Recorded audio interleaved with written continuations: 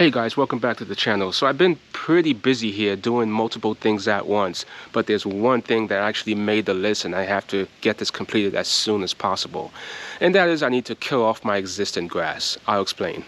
Ever since I had a bunch of machinery come across my lawn, it's totally destroyed parts of my turf beyond repair. So I'm gonna have to resod those areas. But it doesn't make sense to resod part of my turf when the other parts remain untouched. I'm going to notice parts of my turf being a little different than the newly sod areas. I want to avoid this situation. So in order to have my turf ready to accept sod, I'm going to have to kill off the rest of my existing grass. And one of the fastest ways I'm going to do that is apply a glyphosate product. But the trick is though, I need to hurry up and apply this because we're at the end of the growing season. The grass is pretty much not growing anymore, or it's slowed down significantly. So I need to apply a glyphosate product ASAP. And glyphosate will only work if the grass blades are green. Once it goes dormant, glyphosate won't work. So we've had about 2 or 3 hard freezes at the time of this recording, but fortunately a week before the first hard freeze I applied the glyphosate product. I used Roundup and I applied at a rate of 6 ounces per gallon of water, and each gallon covering 300 square feet. So this bottle really covered about 1,700 square foot. So I end up using 3.5 bottles of this and I spread it all over my lawn. A week later, I noticed the majority of my turf started to turn brown, and this is a good sign. But as with all Bermuda, usually it doesn't go away with just one application. I'm gonna have to apply at least 2 apps, and sometimes it may take 3 or 4 apps in order to kill off the Bermuda completely. So the plan of action is to kill off the Bermuda ASAP, wait a few weeks, and then go out, purchase the new sod. But before I put down the new sod, what I'm going to do is take a rototiller and just till up my turf.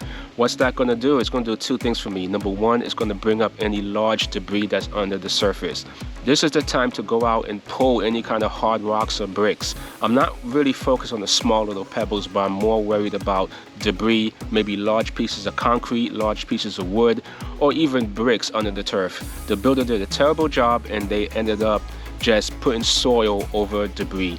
So I'm going to do my best to get rid of those. The second thing that tilling is going to do for me is going to soften up the soil in order to make it easier to work with. So this way I can do a final grading of the project. Once that's done, I'm going to go and get a topsoil mixture or maybe a sand compost mixture and just lightly spread it all over my lawn, making sure I have even coverage and the turf is graded. So you'll get to see that. But the thing is though, by the time my sod gets out here, it's going to be probably dormant, and I'm going to end up putting down dormant sod on the turf, and that's fine. But the thing about dormant sod is that don't expect any kind of growth to take place. So I'm going to have to be very careful until the growing season starts, meaning you want to limit foot traffic. If you need to walk across it, that's fine, just go ahead and do your thing, but you want to limit any kind of heavy activity, no dogs running, no kids playing in the backyard, and just hold out until it gets warmer so that the roots can actually come alive and start to dig in. So what I'm doing right now is applying my second glyphosate application in order to hopefully kill off the Bermuda with this next app. If that doesn't work, I'm going to apply a 3rd app and just take it from there and see what happens.